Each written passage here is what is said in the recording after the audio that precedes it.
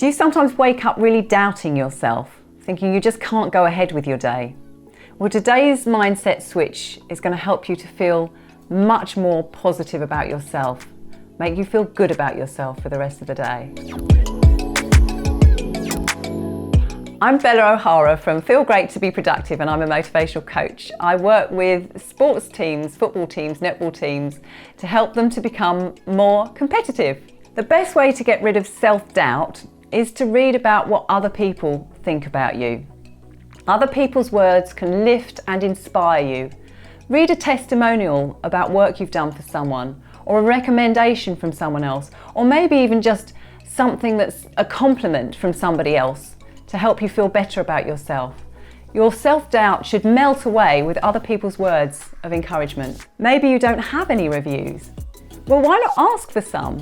Ask for some compliments, ask for some reviews, make it reciprocal. Give somebody a compliment and they can give you one back. Then collect all of your reviews and testimonials so that you can always refer back to that whenever you are feeling in doubt about yourself.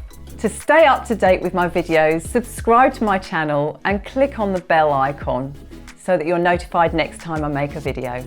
To boost your positivity right now, leave your favourite review in the comments below.